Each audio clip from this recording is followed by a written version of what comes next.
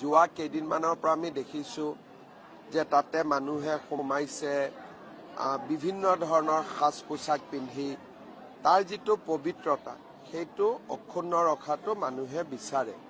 সেইকাৰণে আমি এটা সিদ্ধান্ত লৈছোঁ যে সেই থানত যিহেতু ভাগৱতৰো আকৃতি আছে, কোনো যোৱাত আপত্তি নাই, খালি জাতীয় সাজ পোছাক পৰিধান কৰি যাব।